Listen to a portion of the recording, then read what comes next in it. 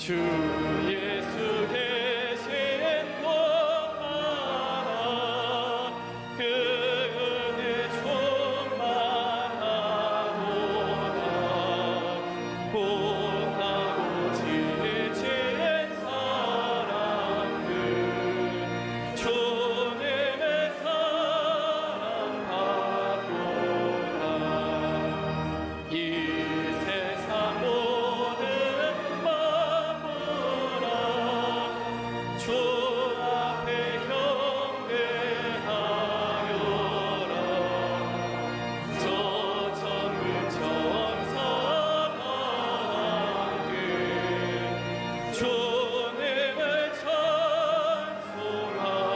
찬송하여라. 전능하사 천지를 만드신 하나님 아버지를 내가 믿사오며 그 외아들 우리 주 예수 그리스도를 믿사오니 이는 성령으로 잉태하사 동정녀 마리아에게 나시고 본디오 빌라도에게 고난을 받으사 십자가에 못 박혀 죽으시고 장사한 지 사흘 만에 죽은 자 가운데서 다시 살아나시며 하늘에 오르사 전능하신 하나님 우편에 앉아 계시다가 저리로서 산자와 죽은 자를 심판하러 오시리라. 성령을 믿사오며 거룩한 공예와 성도가 서로 교통하는 것과 죄를 사하여 주시는 것과 몸이 다시 사는 것과 영원히 사는 것을 믿사옵나이다.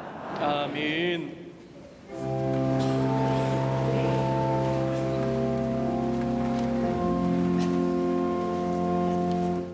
거룩하고 복된 주일 예수님의 부활을 고백하며 영과 진리로 예배하게 하시니 그 은혜 감사드립니다. 온 마음과 정성을 다하여 거룩한 산 제사로 구별하여 드리는 우리 예배를 기뻐 받으시고 참된 안식과 평안을 허락하여 주시옵소서. 선한 목자의 심정으로 우리 제단을 이끄시는 담임 목사님께 성령의 전신갑주 입혀주시고 말씀의 검을 허락하시어 침체된 한국교회를 새롭게 하며 영적 부흥을 이끄는 능력의 종으로 기름 부어 주시옵소서. 이 시간 선포하시는 말씀이 잠자는 우리의 영혼을 깨우며 믿음의 담력과 영적 생명력을 더해주는 하늘 만나 되게 하여 주시옵소서. 성령 안에서 한마음으로 예배하는 남교회, 서교회, 해외의 모든 선교지회, 본당과 동일한 은혜를 부어주시고 방송과 인터넷으로 예배하며 하나님께 영광 돌리는 믿음의 권속들 위에 의와 평강과 희락이 넘치게 하여 주시옵소서. 이 모든 말씀 길이요 진리요 생명이신 예수님의 이름으로 간절히 기도하옵나이다. 아멘. 오늘 말씀은 마태복음 24장 34절에서 51절까지입니다. 내가 진실로 너에게 말하노니 이 시대가 지나가기 전에는 이 일이 다 이루어지리라. 천지는 없어질지언정 내 말은 없어지지 아니하리라. 그러나 그 날과 그때는 아무도 모르나니 하늘의 천사들도 아들도 모르고 오직 아버지만 아시느니라. 노아의 때와 같이 인자의 임함도 이러하리라. 홍수전에 노아가 방주에 들어갔던 날까지 사람들이 먹고 마시고 장가들고 시집가고 있으면서 홍수가 나서 저희를 다 멸하기까지 깨닫지 못하였으니 인자의 임함도 이와 같으리라.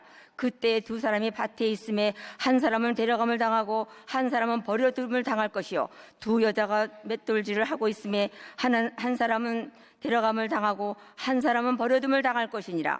그러므로 깨어 있으라. 오늘 안에 너희 주가 임할는지 너희가 알지 못함이니라.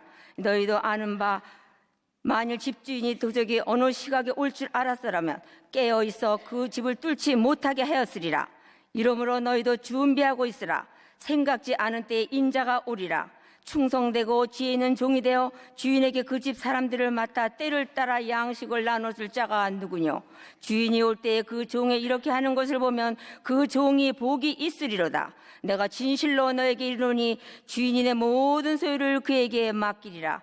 만일 그 악한 종이 마음에 생각하기를 주인이 더디 오리라 하여 동무들을 때리며 술친구들로 더불어 먹고 마시게 되면 생각지 않은 날 알지 못하는 시각에 그 종의 주인이 이르러 엄히 때리고 외식하는 자에 받는 유울에 처하리니 거기서 슬피 울며 이를 갈미 있으리라. 아멘.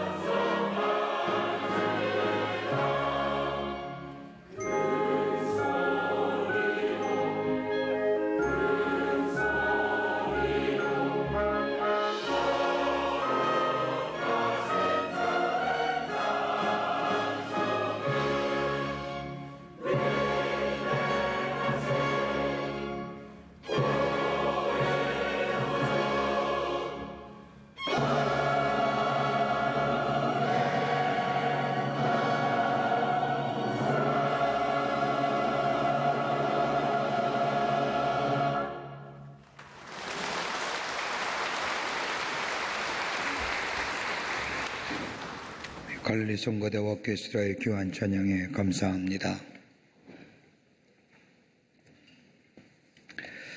우리가 살고 있는 지금의 시대는 참으로 충격의 시대 속에 살고 있습니다. 하루하루가 충격의 연속입니다. 계속되는 충격적인 사건 속에 살다 보니 충격적인 사건이 피부로 느껴지지 않을 정도입니다.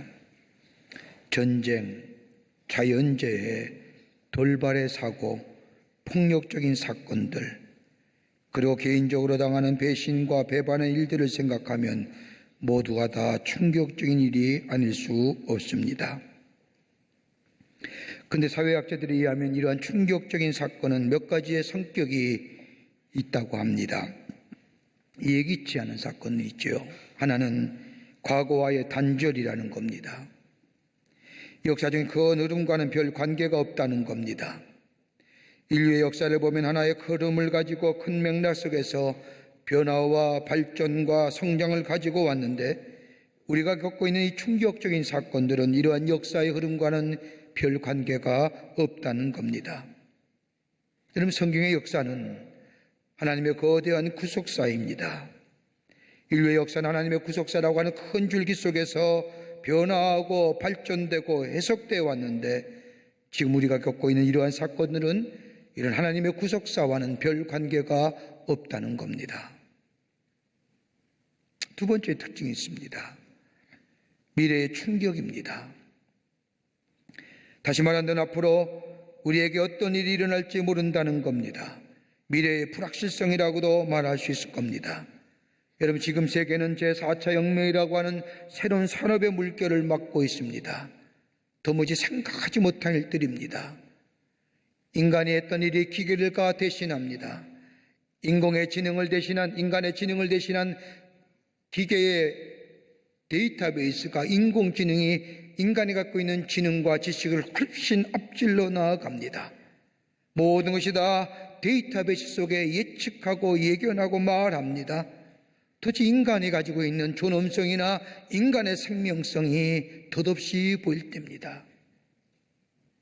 새로운 지구권의 탄생이라든지 없어질 직업이라든지 예전에 누렸던 화이트 칼라의 직업들은 점점점 우리 주변에서 사라질 직업이라고 얘기하며 새로운 직업들이 태어날 것이라고 말합니다. 도무지 알 수가 없습니다. 앞으로 어떻게 될 건가 가늠해 보기가 쉽지 않습니다. 이것들로 인하여 불안해하고 걱정합니다. 또 하나의 특징이 있다면 비이성적이라는 겁니다. 충격적인 시대 속에 살면서도 이성적으로 살지 못한다는 겁니다. 인간이 갖고 있는 이성의 존엄성, 생각할 수 있다고 하는 것, 하나의 충격적인 사건을 당하면 그 사건의 원인이 무엇이며 과정이 어떠하며 더 나아가 결말이 어떠가 될 것인가에 대하여 생각하고 판단할 터인데 그렇지 못하다는 겁니다. 기독교 신학자여 변증학자인 프란시스 세포라고 하는 사람이 쓴 책 가운데 이성으로부터의 탈출이라는 책이 있습니다. 그 책에 보면 현대인의 모습을 몇 가지로 이렇게 말합니다. 하나는 생각하려 하지 않는다는 겁니다. 사람은 당연히 생각하게 되어 있는데 생각하려 하지 않는다는 겁니다. 문제가 있으면 원인이 그리고 그 문제를 어떻게 이겨낼 것인가에 대하여 생각해야 하는 것이 당연한 것인데 현대인은 생각하려 하지 아니하기에 문제 앞에 쉽게 넘어지고 무기력해진다는 겁니다. 시도도 해보지 않는다는 겁니다.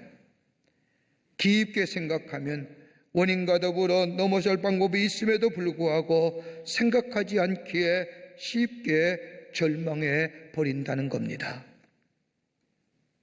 또 하나는 추리 능력의 부재입니다. 충격적인 사건이나 일을 당하면 이런 일이 생기면 앞으로 어떻게 되겠구나라고 추리할 수 있을 터인데 이것이 반복되면 우리의 삶에 교훈이 될 뿐만 아니라 앞으로 예측하는 예견도 할 수 있을 터인데 여러분 보십시오. 겨울에 눈이 많이 내리면 그 다음에 농사는 잘 됐지요. 경험에 의해서 추리할 수 있는 겁니다. 남을 배신했으니 나도 배신당할 것이다. 심은 것이 많을 때에 거둘 것도 많을 것이다. 이러한 것들은 당연한 진리인 것 같지만 우리의 삶 속에서 경험되어지는 것을 가지고 추리할 수 있는 것들입니다. 그런데 지금 사는 현대인들에게는 이것이 부족하다는 겁니다. 심은 것은 없으면서도 거둘 것도 없다는 것을 알면서도 심지 아니하고 거두려 합니다. 이게 뭐 일확천금이지요. 사양성이지요. 또 하나 있다고 한다면 비판 능력의 부재입니다. 다른 사람을 비판하는 능력은 탁월한데 자신을 바라보는 비판적 시각이 사라졌습니다. 자기 자신에 대한 냉철한 비판이 있고 자기 부정이 있게 될 때에 성장과 성숙함이 있는데 자기 부정이 없습니다. 자기 비판 없습니다. 그런데 다른 사람을 비판하는 데는 익숙하며 비판의 날카로운 비수를 상대방의 마음을 아프게 합니다. 그러기에 무감각의 시대고 망각의 시대고 무의식의 시대 속에 오늘 본문의 말씀을 보십시오. 오늘 본문의 말씀의 42절의 말씀을 보면 예수님께서 제자들에게 뭐라 말씀하시냐? 깨어있으라라고 얘기합니다. 여러분, 신약 성경에 깨어있으라고 하는 이 말씀이 무려 22번 나옵니다.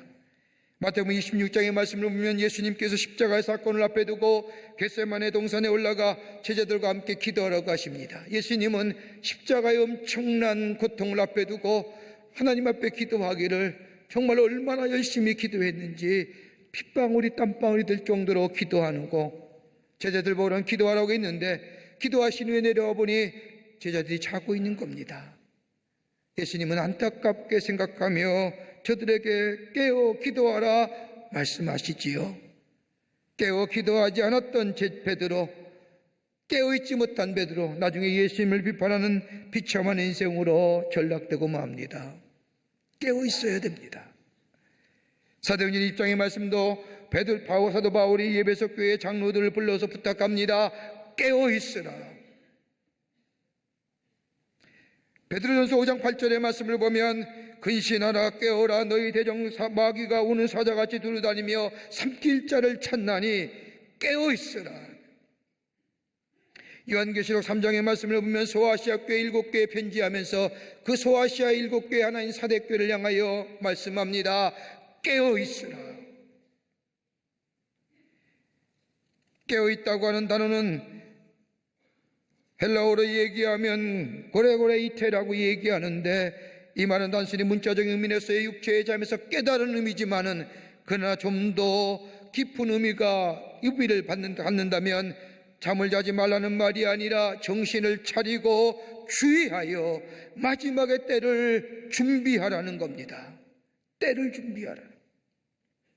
오늘 본문의 말씀도 예수님은 시대의 마지막을 얘기하시면서 깨어서 준비하라 하십니다. 때를 기다리고 준비하는 자가 하나님의 백성이라 말씀합니다. 때를 준비하며 기다리며 너의 삶 속에서 열정을 가지고 뜨겁게 최선의 삶을 살아 말씀하십니다.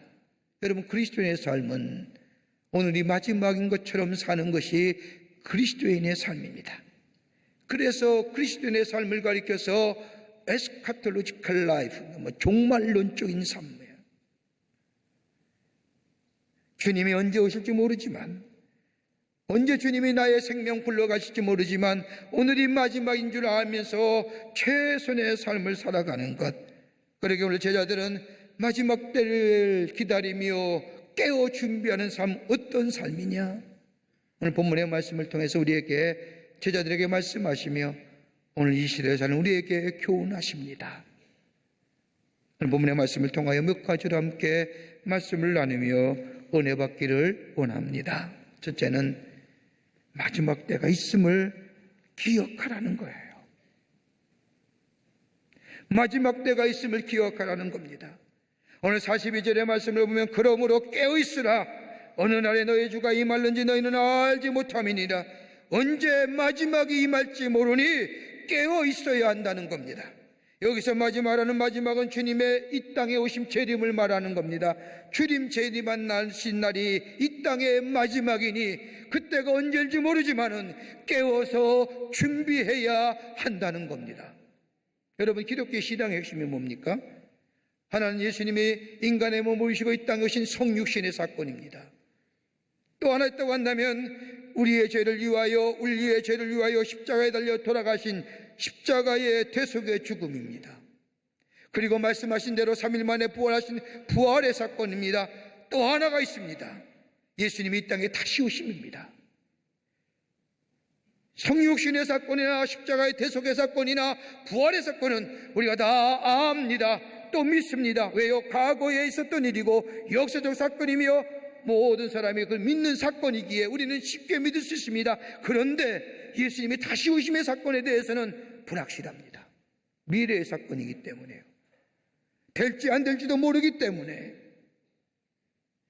어떤 사람 목사는 얘기합니다. 내가 살아있을 동안 주님이 다시 오실까? 그래서 못 믿는 사람, 피부로 와닿지 못하는 사건으로 생각합니다.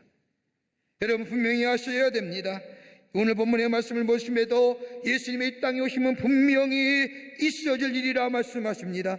35절의 말씀을 보면 천지는 없어질증정 내 말은 없어지지 아니하리라고 하시는 것처럼 예수님의 이 땅에 오심 세컨 커밍은 분명히 있어질 일입니다. 그런데 언제 오실지 아무도 모릅니다. 예수님조차도 모르십니다. 오직 아신 이는 하나님 한 분이십니다. 그런데 오실 때에는 마치 도적같이 오신다는 겁니다. 내가 원하는 시간에 내 뜻에 따라 오시는 것이 아니라 하나님의 뜻에 따라 이루어진 것이기에 우리는 그분이 행하신 일을 기억하며 준비해야 한다는 겁니다. 문제는 예수님이 이 땅에 오시면 확실하고도 분명하고도 이례적 사건인데 이 사건은 두 번 다시 없는 기회가 되기에 깨워서 준비해야 한다는 겁니다. 여러분, 그러면서 예수님 말씀, 온 본문 말씀 보세요. 그렇게 예수의 다시 오심을 얘기하면서 그 다음에 25장에 오면 이 24장에 나타난 말씀을 좀 더 자세하게 설명하기 위해서 열처녀의 비유를 얘기합니다. 여러분, 우리가 다 잘 아는 말씀입니다. 지혜로운 다섯 처녀와 미련한 다섯 처녀에 대해 얘기입니다. 여러분, 이스라엘의 결혼은 하나의 큰 축제입니다. 짧게는 일주일, 길게는 한 달 동안 결혼의 축제를 벌입니다. 이렇게 결혼을 귀히 여기며 온 동네 사람들이 함께 모여 기쁨의 축제라는 이유가 다름이 아니라 하나님이 그렇게 말씀하셨기 때문입니다. 여러분, 신명기 24장 5절의 말씀을 보면 사람의 새로이 아내를 취하였거든 그를 군대로 내어 보내지도 말 것이요 무슨 직무든지 그에게 맡기지 말 것이며 그는 1년 동안에 집에 한가히 거하여 그 취한 아내를 즐겁게 할지니라. 장가간 사람은, 결혼한 사람은 전쟁이 나도 전쟁 때 보내는 거 아니래요. 그냥 1년 동안 집에서 아내와 함께 기쁨을 누리라는 거예요. 그러다 보니까 이스라엘에서의 결혼은 축제예요. 온 동네 사람들이 다 함께 모이는 축제입니다. 이 축제 가운데 가장 하이라이트는 신랑이 오는 날입니다. 근데 대체로 신랑은 밤중에 옵니다. 그러기에 이스라엘의 이 관습에 따라 예수님이 비유로 말씀하기를 다섯 처녀의 지혜로운 이는 신랑이 언제 오실지 모르지만 오심을 믿기에 준비합니다. 등불을 준비하고 기름을 채워서 이제 오실까 저제 오실까 깨어서 준비하는데 미련한 다섯 처녀는 준비하지 않고 피곤함에 지쳐 잠합니다.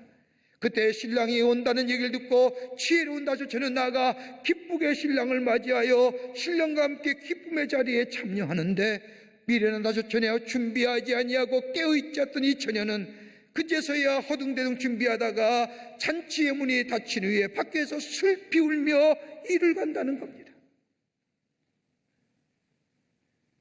준비한다는 말은 깨어있다는 말입니다. 언제 신랑이 올지 모르니 깨어서 기다린다는 겁니다. 주님이 이 땅에 오심은 분명한 사건인데, 이례적 사건인데 언제 오실지 모르지만 오직 하나님만이 아시지만 분명히 오실 터이니 준비하고 깨어 있으라는 겁니다. 마지막 이래의 역사적 사건의 마지막 기회에 놓치지 말라는 겁니다. 깨어서 준비하라는 겁니다.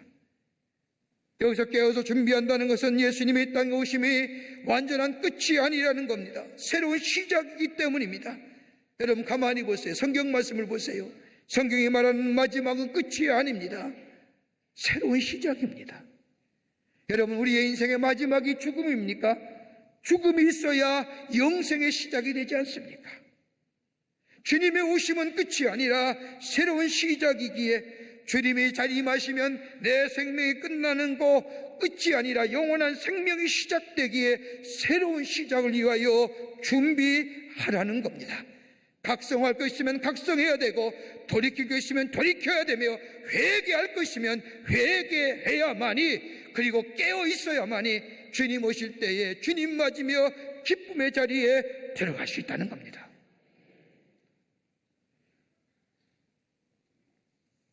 스포츠 진기명기에 이런 장면이 있고 한참 웃었습니다. 여러분 가운데 보신 분도 계실 겁니다. 브라질에서 있었던 일입니다. 브라질은 세계적으로 유명한 축구의 나라입니다. 브라질의 축구 경기에서 일어났던 일인데, 한 축구팀의 골키퍼가 골문을 지키는 골키퍼일 뿐만 아니라 슈팅력이 얼마나 뛰어났든지 볼을 한번 차면 상대방의 골문까지 날아갑니다. 경기 중에 이 골키퍼가 볼을 찼는데 얼마나 세게 찼는지 멀리 날아가더니 그만 상대편의 골문에 쑥 들어가는 겁니다. 당연히 상대편 골키퍼가 있었습니다. 골문을 지키고 있었습니다. 그런데 설마 저 멀리 있는 골키퍼가 찬 볼이 여기까지 날아올까 하면서 뒷짐을 지고 멍하게 서 있다가 볼이 날아오니까 허둥지둥하다가 그만 골을 먹고 말았습니다. 그리고 진 거예요, 게임에. 마지막이 언제일지 모르는 거예요. 오직 주님만 아세요. 우리의 마지막 아무도 몰라요. 아시는 분 계세요? 순서 없대잖아요. 주님 부르시면 가야 돼요. 그러기에 이 마지막이고 이례적이고 결정적인 순간에 깨어 준비하는 자, 각성하며 경성하며 회개할 거 회개하며 돌이킬 거 돌이키며 기다리며 준비하고 있는 자, 주님 오심에 기쁨의 자리에 참여하고 천국의 기쁨을 누리는 하나님의 복된 백성 되는 줄 믿습니다. 두 번째는 정결케 되어야 합니다. 정결해야 됩니다. 깨끗한 마음의 소유자가 될 때에 주님의 기쁨의 자리에 참여하는 겁니다. 42절의 말씀을 보면 충성되어 지혜에 있는 종이 되라고 얘기합니다. 여러분, 이례적이며 역사적이며 결정적인 시간에 주님을 맞이할 수 있는 사람은 충성되어 지혜로운 자 되어 일하는 자입니다. 여러분, 지혜는 어디서 오는 겁니까? 하나님이 주시는 겁니다. 위로부터 내리는 것이 지혜입니다. 하나님을 경외할 때에 하늘로부터 오는 것이 지혜입니다. 지식은 내가 습득하고 내가 배우고 내가 경험한 것이 아니라 지식이 됩니다.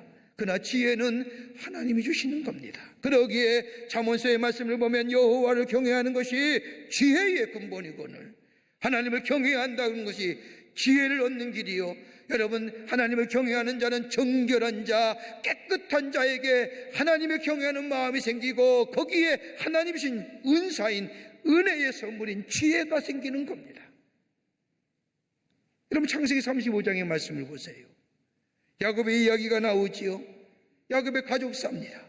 그는 숱한 고생을 하고 하나님이신 축복을 누리고 수많은 사람들과 재물과 부족을 이루어서 고향인 가나안으로 돌아옵니다. 가나안으로 돌아올 때에 야곱의 마음속에는 두 가지의 찝찝함이, 큰 문제가, 걱정이, 근심이 있습니다. 하나는 죄의 문제입니다. 하나님이 자신을 향하여 축복해 주셨는데 자신은 다 잊어버리고 산 겁니다. 하나님 잊어버리고 살았습니다. 이제 막상 고향으로 돌아오니까 하나님과의 관계, 죄의 문제가 가슴에 남습니다. 또 하나는 형제소외와의 화목의 문제입니다. 답답하고 걱정스러운 마음으로 가나안에 돌아오다가 이 야곱은 야곱방 나루터에서 하나님 앞에 기도합니다. 그리고 하나님의 천사와 씨름합니다. 끝까지 놓지 않았던 야곱에게 하나님의 천사가 묻습니다. 내 이름이 뭐냐? 야곱이로소이다. 이제는 야곱이라 하지 말고 나와 그리고 이겼다는 이스라엘을 하라. 변화됐지요. 하나님과의 관계성이 회복됩니다. 죄의 문제가 해결됐습니다. 하나님과의 관계가 회복되니 형 에서가 만나는 순간 야곱이 얘기합니다. 형님의 얼굴을 본 적 하나님의 얼굴을 보는 것과 같습니다. 하나님의 관계가 회복되니 형과의 관계가 회복됩니다. 이제 문제가 없습니다. 하나님의 약속하신 저 가나안 땅에 가서 이제 편히 쉴만 남았습니다. 그래서 가나안 땅에 정착하려고 하는데 엄청난 일을 당합니다. 사랑하는 딸 디나가 저 하몰 족속의 아들인 세겜에게 몹쓸 짓을 당한 겁니다. 이 사실을 한 야곱의 아들들이 저 하몰의 족속 세겜과 하몰 족속과 세겜의 사람들을 세겜을 다 죽여버립니다. 이 엄청난 얘기를 들은 야곱이 어째 이런 일이, 어째 내 가정에 이런 일이, 가만히 생각해 보니까 자신이 한 행위인 것 같아요. 아버지를 속이고 형을 속이고 저 삼촌의 라베 집에 도망갈 때에 창세기 27장의 말씀을 보면 하나님의 천사가 나타나서 얘기합니다. 내가 너와 함께하리라. 내가 너를 떠나지 아니라. 너로 인하여 큰 민족이 되게 하리라. 내가 너를 이런 약속한 것을 이루기까지 내가 너와 함께하리라. 주의 말씀을 들었습니다. 그때 야곱이 얘기하지요.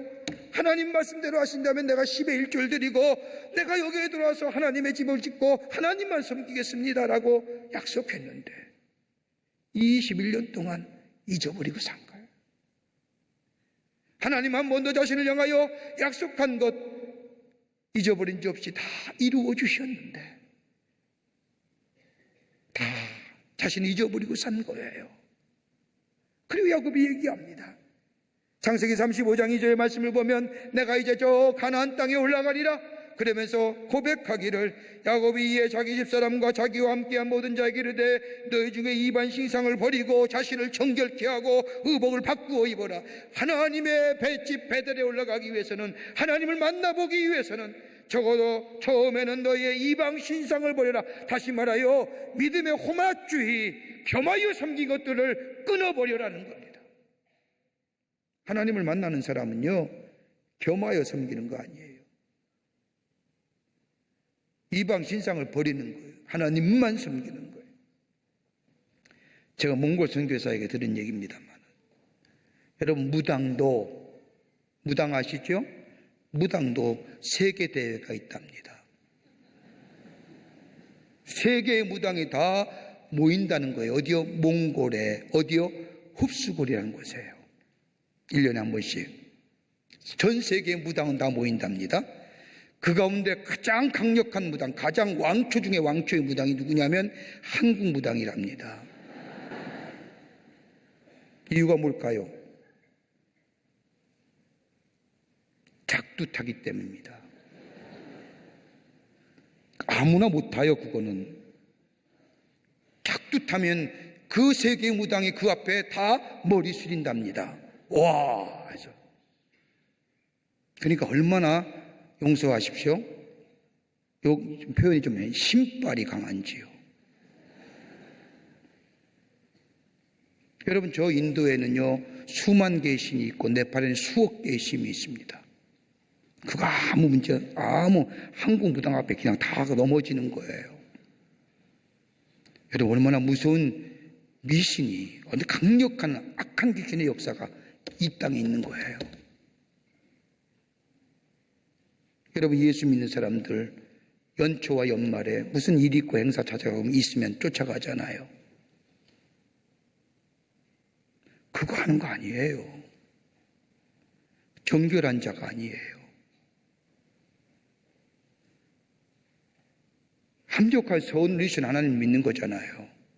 잘 되든 못 되든 우리 하나님은 궁극적으로 선이시기에 선을 이루어 가심을 믿기 때문에 참고 인내하는 거지요. 재물과 겸하여 섬기는 거 아니에요. 하나님 새길래 돈선 섬길래 돈 택하잖아요. 정결한 자 아니에요.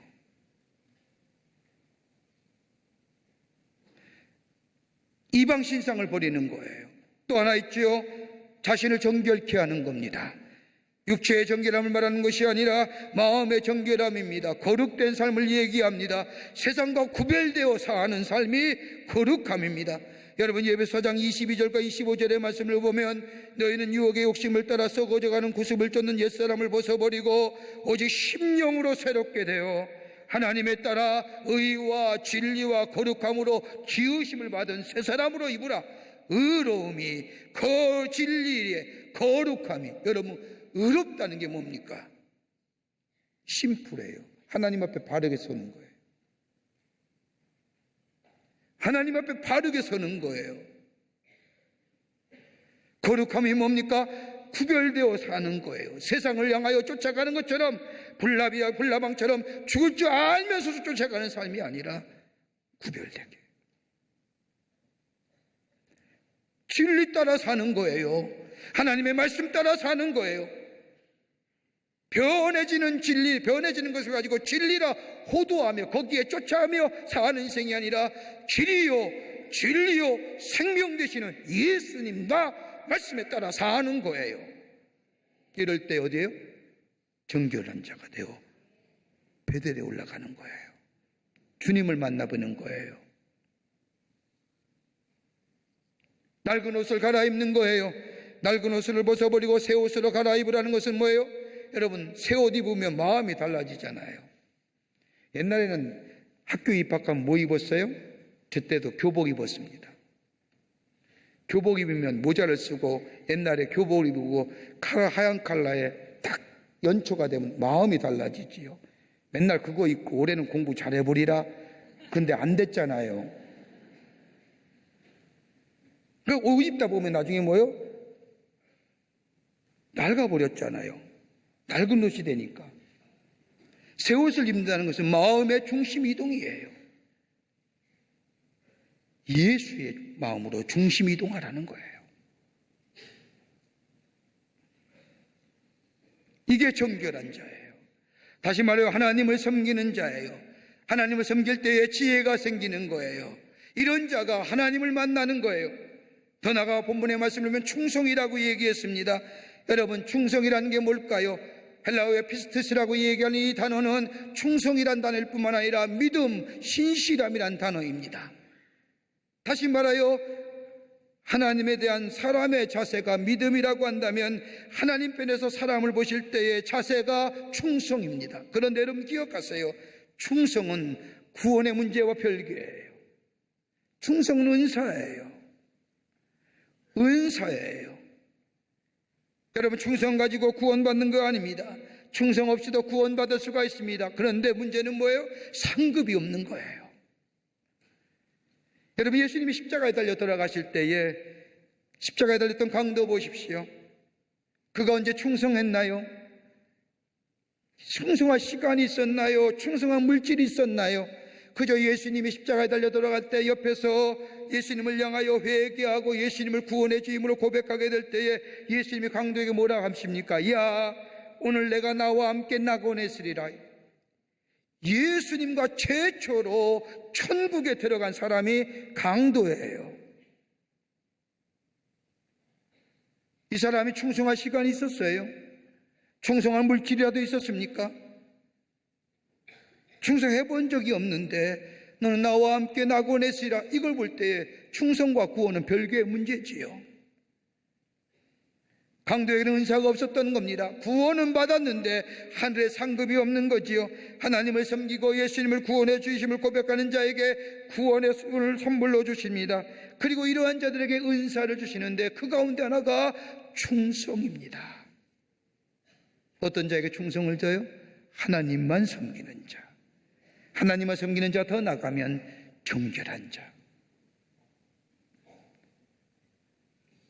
그러기에 하나님을 온전히 섬기는 자에게 하나님은 지혜를 주시고 충성이란 은사를 주셔서 하나님과 하나님의 나라를 위하여 사용하십니다. 이 지혜와 충성은 정결하게 해주시는 하나님의 은혜의 선물입니다.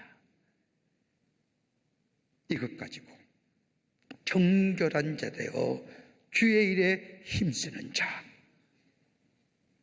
그때에 주님이 언제 오실지 모르지만 주님 오실 때에 기쁨으로 기쁨의 자리에 들어가는 하나님의 백성이 된다는 겁니다.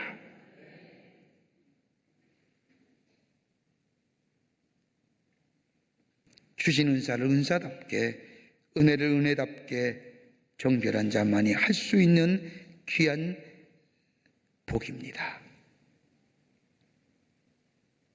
끝으로 내 맡은 자리에서 기쁨으로 최선으로 일하라는 겁니다. 내 맡은 자리에서 기쁨을 가지고 최선의 일을 하라는 겁니다. 결정적이고 이례적인 사건 때에 우리가 할 수 있는 자는 내 맡은 자리에서 최선의 삶을 살며 열심으로 사는 겁니다. 그러기 오늘 본문 말씀에 42절의 말씀, 44절의 말씀을 보면 너희도 준비하라 라고 말씀합니다. 왜 준비해라 하시는 겁니까? 여러분 가만히 보세요. 도적이 오는 때를 알 수 없을 때에 주님이 오실 터인데 그 마지막 때가 올 터인데 준비하라는 겁니다. 여러분 도적이 언제 올지 모르니까요. 그냥 가만히 있는 거 아니에요? 올면 대비하잖아요. 오기만 와봐라 하고 준비하잖아요. 도적이 언제 올지 모르니 그냥 멍 놓고 있다가 도적당하면 불쾌감과 두려움과 화남과 분노가 표출되잖아요. 이를 갈잖아요. 성경 말씀이 그대로예요. 근데 도적이 올 줄 알고 준비하면 뭐예요? 대비할 수 있잖아요. 주님이 오시는 것도 마찬가지예요. 주님이 오신다는 것이 확실해요. 그걸 믿고 그걸 따라서 준비하고 기다린 자는 뭐예요? 오실 줄 알기 때문에 기쁨으로 맞이할 수 있잖아요. 주님 오실지 안 오실지 모른다고 생각하며 준비하지 않고 기다린 자는 주님 오실 때에 당혹스럽고 당황하고 뭐예요? 그제서야 허둥지둥 준비하다가 끝내 기쁨의 자리에 들어가지 못하잖아요. 여러분 손님 온다고 생각해 보십시다. 남편이 손님을 데리고 온다고 미리 얘기하지요. 몇 월 며칠 몇 시에 우리 손님 몇 사람을 데리고 집에 갈 테니까 여보 준비해줘 하면 왜요? 여러분 어떠세요? 준비하잖아요. 그러면 옷도 깨끗이 갈아입고 이쁜 옷에 화장도 좀 하고 손님이 오면 어서 오세요 기쁨으로 맞이하잖아요. 그런데 남편이 얘기지도 않게 전화 또 켜고 나 집에 들어가는데 친구 데려가 얼마나 당혹스러워요. 얼마나 화나요. 기분 언짢아요. 똑같은 얘기를 하는 거예요. 주님이 그렇게 해야 된다는 거예요. 오시는 건 분명한데 언제 오실지 모르지만 오직 하나님만이 아시는데 주님 오시면 준비하면 뭐예요? 기쁨으로 맞이할 수 있잖아요. 그러게 노아의 홍수를 얘기하는 겁니다. 노아가 120년 동안 방주 짓지 않습니까? 다른 사람은 다 웃었습니다. 근데 하나님의 말씀이 비 내릴 걸 믿습니다. 그리고 120년 동안 저 산에다가 방주를 짓죠. 다른 사람은 마시고 향락을 즐기며 그런데 노아는 짓습니다. 비가 왔습니다. 노아의 가족만 구원받잖아요. 얼마나 기뻤겠어요. 다른 사람은 그제서야 비가 온다 허둥대둥하다가 다 죽고 말합니다.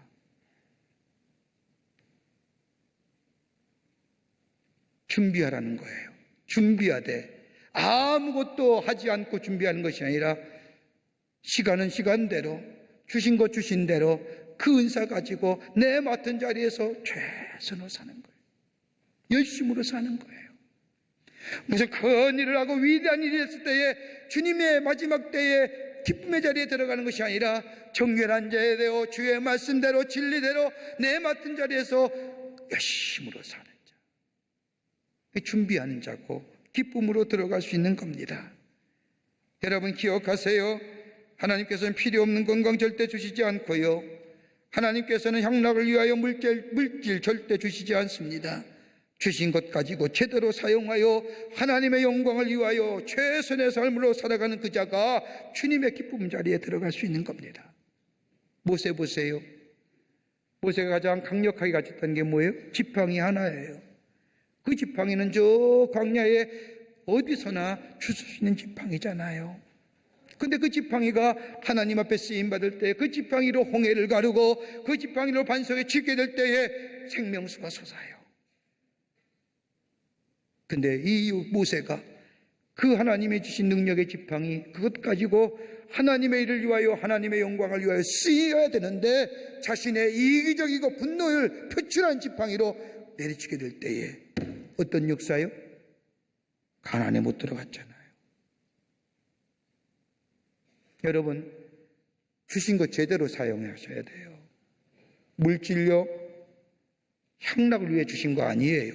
제대로 사용해요. 건강이요 건강할 때에 그 건강 가지고 주의 영광을 위해 쓰세요. 엄한데 왔다 갔다 쓰지 마시고요. 여러분, 사업하시며 돈 버시고 경제활동 하시는 분들, 여러분 그 돈 벌어서 뭐 하신다고 생각했어요? 선한 일 하겠다고, 좋은 일 하겠다고, 내가 경제적으로 성장하고 부흥하고 돈을 많이 벌면 다른 사람 위해 쓰겠다고 그렇게 해서 다 사업하고 일하고 시작하지요? 돈 벌면 어떡 하세요? 다 잊어버리잖아요. 자신의 향락을 위해 쓰잖아요. 나만 알고 쓰잖아요. 하나님 거둬가시더라고요. 건강도 마찬가지예요. 건강 거둬가세요.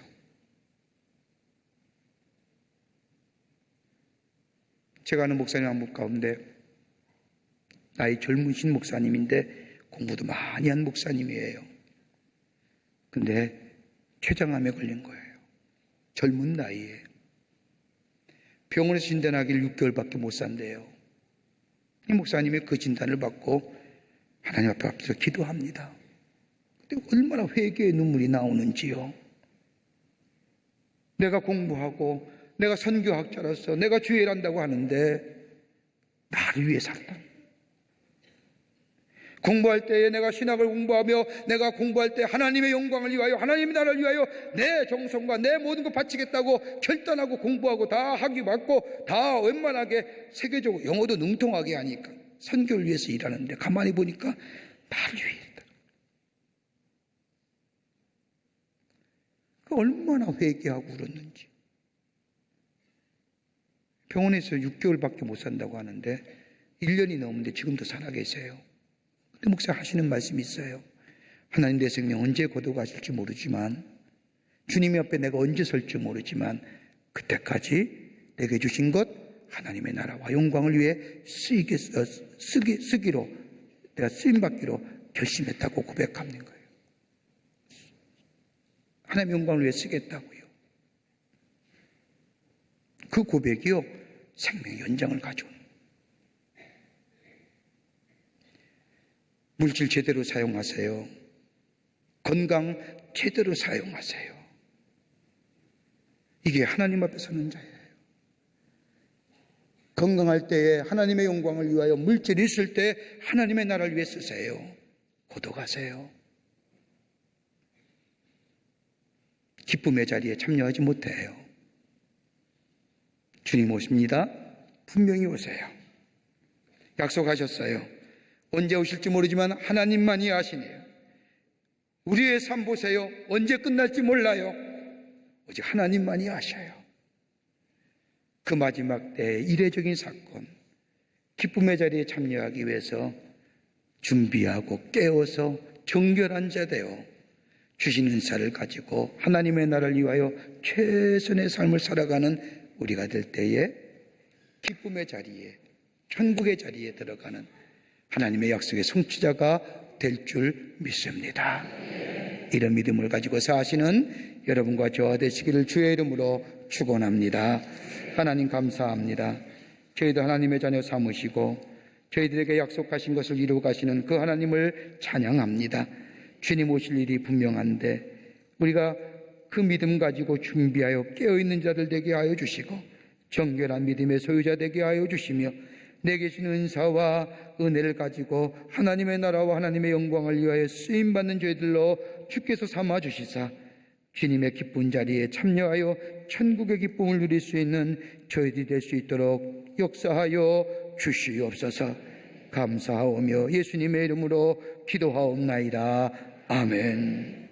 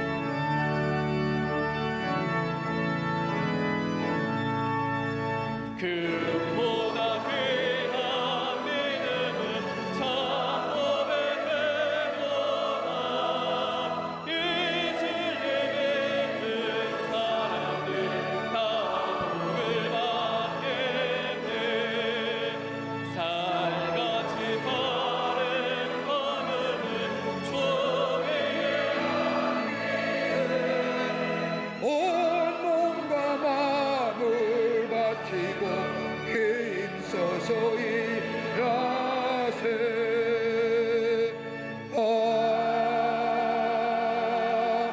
아멘.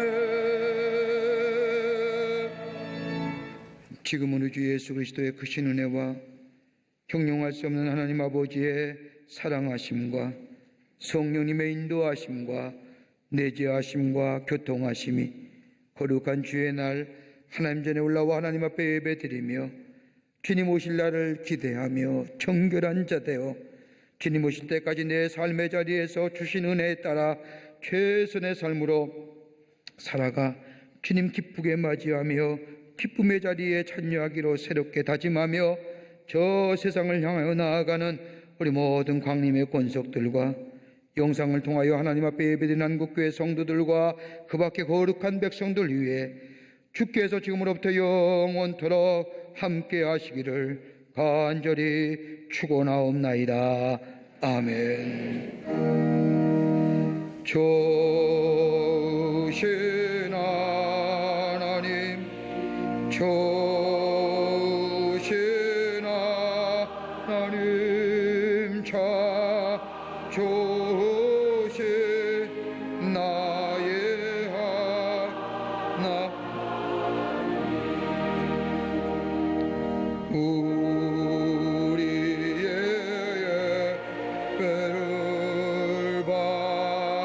받으신 하나님, 자 조신 나